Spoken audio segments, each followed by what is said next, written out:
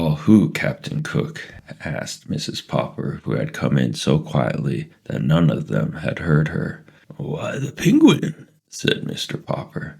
I was just saying, he went on, as Mrs. Popper sat down suddenly on the floor to recover from her surprise, that we'd name him after Captain Cook. He was a famous English explorer who lived about the time of the American Revolution. He sailed all over where no one had ever been before. He didn't actually get to the South Pole, of course, but he made a lot of important scientific discoveries about the Antarctic regions. He was a brave man and a kind leader, so I think Captain Cook would be a very suitable name for our penguin here. Well, I never, said Mrs. Popper. Gork, said Captain Cook, suddenly getting lively again. With a flap of his flippers, he jumped from the tub to the washstand and stood there for a minute surveying the floor. Then he jumped down, walked over to Mrs. Popper, and began to peck at her ankle. Stop him, Papa,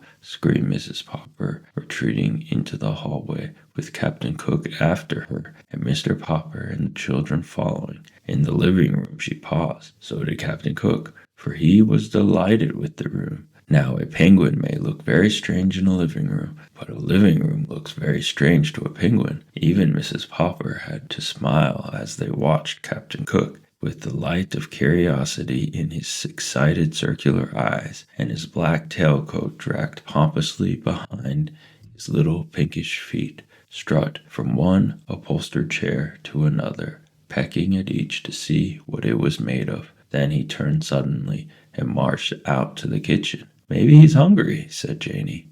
Captain Cook immediately marched up to the refrigerator. Gork? He inquired, turning to slant his head wisely at Mrs. Popper and looking at her pleadingly with his right eye. He certainly is cute, she said. I guess I'll have to forgive him for biting my ankle. He probably only did it out of curiosity. Anyway, he's a nice, clean-looking bird. Gork? Repeated the penguin, nibbling on the metal handle of the refrigerator door with his upstretched beak. Mr. Popper opened the door for him, and Captain Cook stood very high and leaned his sleek black head back so that he could see inside. Now that Mr. Popper's work was over for the winter, the icebox was not quite so full as usual. But the penguin did not know that. What do you suppose he likes to eat? Asked Mrs. Popper. Let's see, said Mr. Popper, as he removed all the food and set it on the kitchen table. Now then, Captain Cook, take a look. The penguin jumped up onto a chair, and from there onto the edge of the table, flapping his flippers again to recover his balance. Then he walked solemnly around the table and between the dishes of food, inspecting everything with the greatest interest, though he touched nothing. Finally he stood still, very erect, raised his beak to point to the ceiling, and made a loud, almost purring sound. "Oh, oh," he trilled. That's a penguin's way of saying how pleased it is, said Mr. Popper, who had read about it in his Antarctic books. Apparently, however, what Captain Cook wanted to show was that he was pleased with their kindness rather than with their food. For now, to their surprise, he jumped down and walked into the dining room. I know, said Mr. Popper. We ought to have some seafood for him, canned shrimps or something, or maybe he isn't hungry yet. I've read that penguins can go for a month without food. Mama, Papa, called Bill.